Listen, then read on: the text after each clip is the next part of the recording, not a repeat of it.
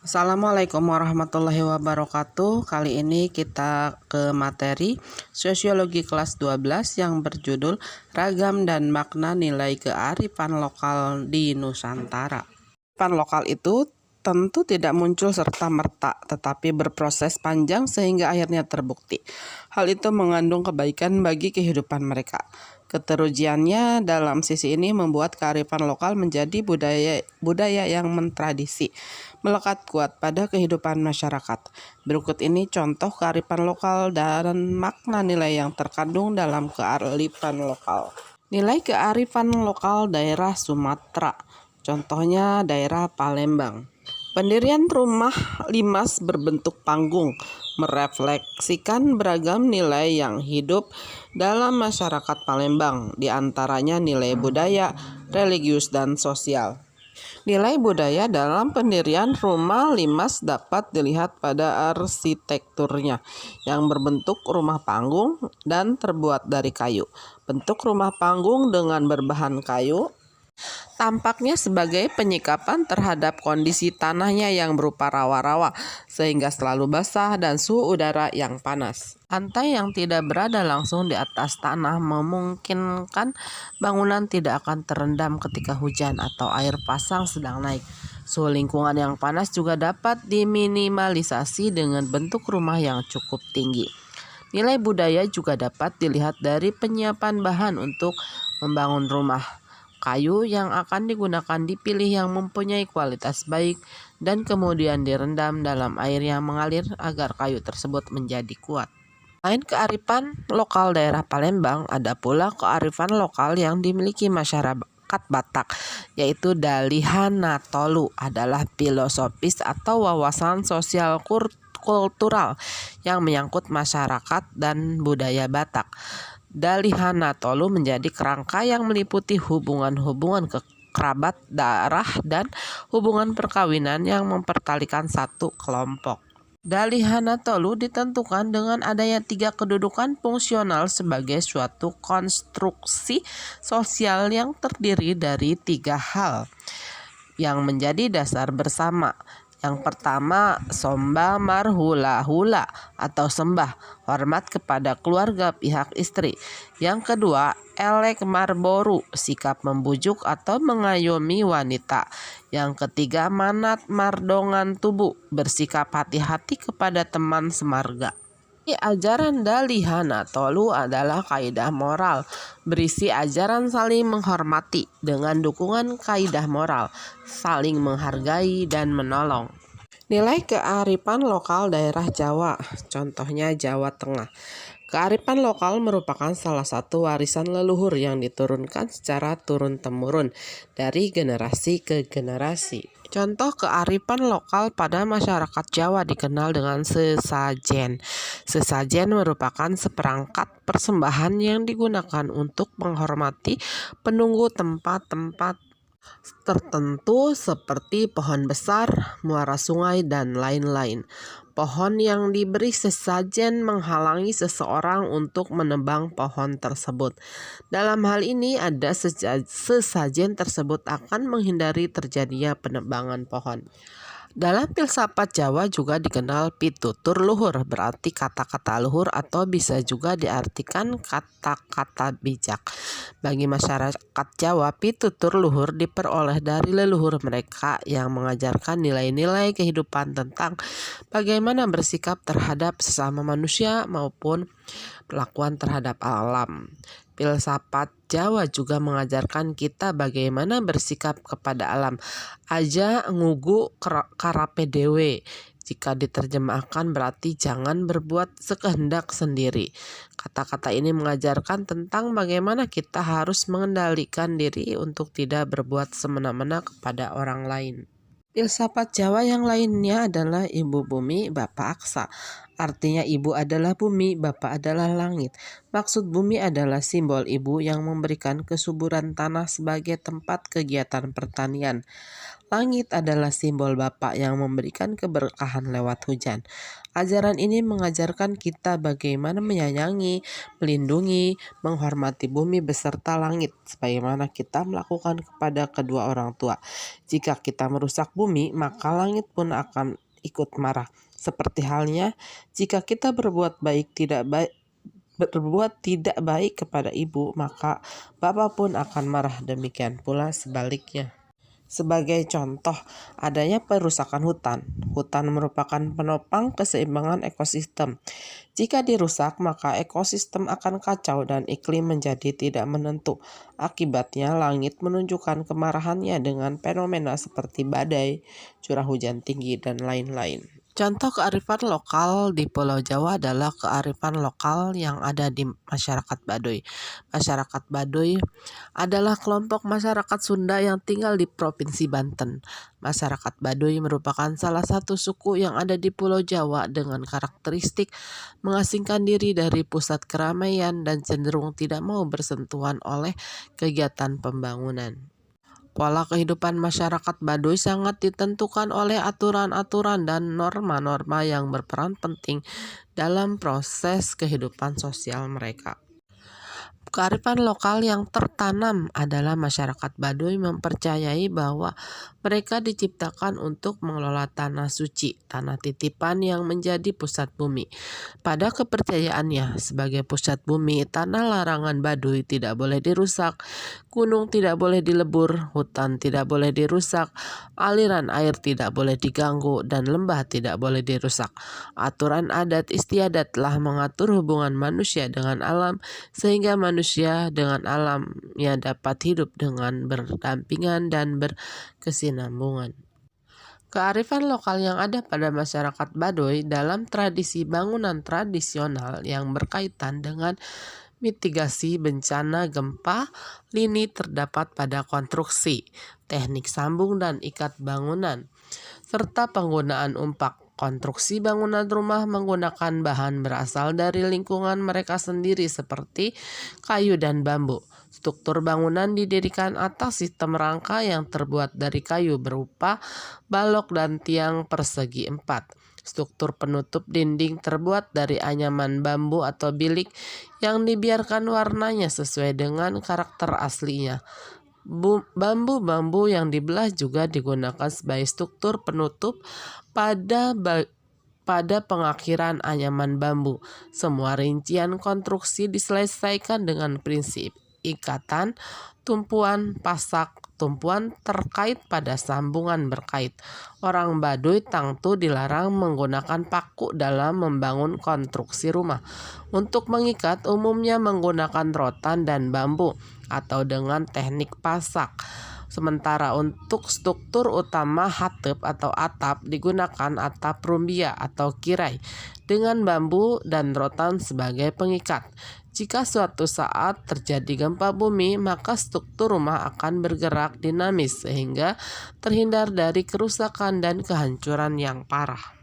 Kearifan lokal daerah Sulawesi. Salah satu contoh kearifan lokal daerah Sulawesi adalah kearifan lokal masyarakat suku Bajo di Desa Torosiaje, Kecamatan Papayoto, Kabupaten Pohuwato, menjaga kelestarian pesisir dan laut.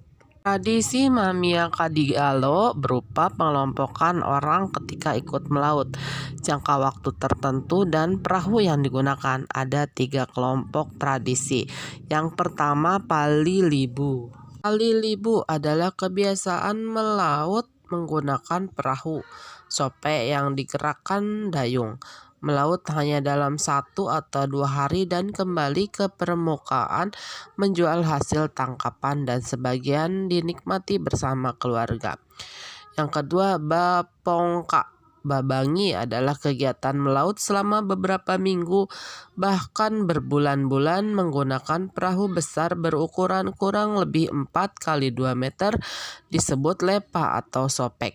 Kegiatan ini sering mengikutsertakan keluarga seperti istri dan anak-anak, bahkan ada yang melahirkan di atas perahu. Yang ketiga, sasakai, yaitu kebiasaan melaut menggunakan beberapa perahu selama beberapa bulan dengan wilayah jelajah antar pulau. Selama kelompok menjalani Mamia Kadialo atau melaut, ada pantangan bagi keluarga yang ditinggal maupun mereka yang melaut. Pantangan itu antara lain dilarang membuang ke perairan laut, seperti air cucian, teripang, arang kayu atau abu dapur, puntung dan abu rokok, air cabai, jahe, dan air perasan jeruk, dan larangan mencuci alat memasak atau wajan di perairan laut. Air cucian maupun bahan-bahan ini hendaknya ditampung dan dibuang di daratan. Ada pula pantangan memakan daging penyu. Jika dilarang bisa mendatangkan malapetaka, bencana badai, gangguan roh jahat, bahkan tidak mendapatkan hasil apapun di laut. Penyu dipercaya banyak menolong manusia yang mengalami musibah, karena itu satwa ini tidak boleh dibunuh. Walau perkembangan ilmu pengetahuan makin maju, namun pengetahuan lokal yang dimiliki masyarakat Bajo masih menjadi acuan bagi mereka dalam menjalani kehidupan di laut. Nilai kearifan lokal daerah Kalimantan. Salah satu kearifan lokal yang ada di Kalimantan adalah kearifan lokal masyarakat Dayak. Masyarakat Dayak memegang teguh nilai kearifan lokal yang disebut Pukung Pahewan. Pahewan berasal dari dua kata, Pukung dan Pahewan. Pukung artinya pulau dan Pahewan artinya pohon yang dianggap keramat yang dihuni oleh makhluk halus. Pukung tidak terbatas pada apa yang disebut pulau dalam bahasa Indonesia, suatu daratan yang dipisahkan atau dikelilingi oleh air. Tetapi juga dalam tradisi orang Dayak, penyebutan pukung atau pulau bisa juga berarti suatu kawasan, areal tertentu tersendiri dikhususkan. Bila dipahami juga dengan pengertian berada di samping kawasan lain yang tersendiri, menyebutnya himba, puku, pukung. Sedangkan pahewan menyerap pengertian yang juga sangat luas. Bisa berarti pohon keramat yang dihuni oleh para makhluk halus, hutan keramat, tanah adat, hutan larangan, hutan lindung, termasuk binatang-binatang di dalamnya, hutan cadangan, sungai, tatah danau, handel, beje, tenggiran, pohon madu atau tempat lebah bersarang, kebun karet, rotan, dan lain-lain. Kearifan lokal daerah Bali. Tradisi budaya masyarakat Bali atau Hindu mempunyai banyak potensi kearifan lokal yang digunakan oleh masyarakat sebagai rambu-rambu atau pedoman dalam menjalani kehidupannya. Ada beberapa nilai kearifan lokal yang dipegang oleh masyarakat Bali dengan tujuan membina toleransi antar umat beragama di Bali, khususnya Hindu dan Islam. Adapun nilai kearifan lokal Bali, yang pertama paros-paros. Masyarakat Bali senantiasa paros-paros di setiap kesempatan. Paros berarti merasa senasib dan sepenanggungan, saling bahu-membahu dalam memecahkan masalah dan tantangan hidup sehari-hari. Kedua, menyama beraya. Masyarakat Bali meskipun berasal dari latar belakang yang berbeda-beda, selain merasa bersaudara, bagi orang Bali semua orang adalah nyama-nyama atau saudara dekat. Sejauh-jauhnya mereka menganggap orang lain itu sebagai beraya-beraya, saudara jauh. Sehingga secara keseluruhan bingkaiannya selalu persaudaraan. Yang ketiga, mati lesang ragi.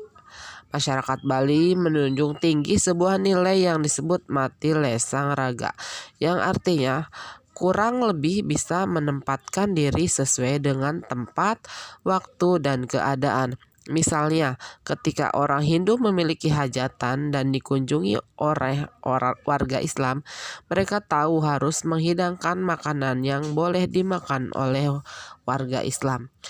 Yang keempat, nawang like. Nilai Nah, Wanglek ini membuat masyarakat Bali cenderung tidak berperilaku yang aneh-aneh, tidak neko-neko. Mereka merasa malu kalau sampai bikin masalah, apalagi sampai ribut-ribut. Mereka malu mengambil sesuatu yang bukan haknya. Mereka malu kalau tidak hadir ketika ada warga lain dalam kesusahan. Mereka malu kalau tidak membantu tetangga yang sedang punya hajatan, terlepas dari perbedaan latar belakang suku, agama, ras, dan yang lainnya. Strategi pemberdayaan masyarakat melalui nilai-nilai kearifan lokal. Pertama, konsep pemberdayaan masyarakat. Pemberdayaan sebagai proses mengembangkan, memandirikan, menswadayakan, memperkuat posisi tawar-menawar masyarakat lapisan bawah terhadap kekuatan-kekuatan penekan di segala bidang dan sektor kehidupan. Konsep pemberdayaan masyarakat adat atau komunikasi lokal dapat dipahami juga dengan dua cara pandang, yaitu sebagai subjek dan objek. Yang kedua, tujuan dan cara pemberdayaan masyarakat. Tujuan pemberdayaan masyarakat adalah memampukan dan memandirikan masyarakat tertentu dari kemiskinan dan keterbelakangan atau kesenjangan ketidakberdayaan. Bagaimana strategi atau kegiatan yang dapat diupayakan untuk mencapai tujuan pemberdayaan masyarakat? Yang pertama, menciptakan iklim, memperkuat daya saing, dan melindungi. Dalam upaya memperdayakan masyarakat dapat dilihat dari segi pertama, menciptakan suasana atau iklim yang memungkinkan potensi masyarakat berkembang. Yang kedua, memperkuat potensi atau daya yang dimiliki masyarakat. Dalam rangka memperdayaan ini, upaya yang amat pokok adalah meningkatkan taraf pendidikan dan derajat kesehatan, serta akses ke dalam sumber-sumber kemajuan ekonomi, seperti modal, teknologi, informasi, lapangan kerja, dan pasar. Yang ketiga, memperdayakan mengandung pula arti melindungi. Dalam proses pemberdayaan harus dicegah yang lemah menjadi bertambah lemah karena kekurangan berdayaan dalam menghadapi yang kuat. Program pembangunan pedesaan pemerintah di negara-negara berkembang termasuk Indonesia telah mencanangkan berbagai macam program pedesaan. Yang pertama, pembangunan pertanian, yang kedua, industrialisasi pedesaan, yang ketiga, pembangunan masyarakat desa terpadu dan strategi pusat pertumbuhan. Yang ketiga, tugas pemberdayaan masyarakat. Pemberdayaan masyarakat bisa dilakukan oleh banyak elemen seperti pemerintah, perguruan tinggi, lembaga swadaya masyarakat, pers, partai politik, lembaga donor, aktor-aktor masyarakat sipil, atau oleh komunitas lokal sendiri. Setiap desa telah dibentuk KPM, Kader Pemberdayaan Masyarakat. Maka kemitraan KPM dan pemerintahan desa perlu didorong untuk bersama-sama melakukan pemberdayaan masyarakat. Ketika kemitraan mampu mendorong percepatan kemapanan ekonomi masyarakat, berfungsi secara efektif pemerintah desa, sistem politik lokal, keteladanan pemimpin, dan partisipasi aktif masyarakat, maka kemampuan dan kemandirian masyarakat dalam pembangunan akan dapat terwujud. Untuk materi kali ini kita cukupkan. Terima kasih dan wassalamualaikum warahmatullahi wabarakatuh.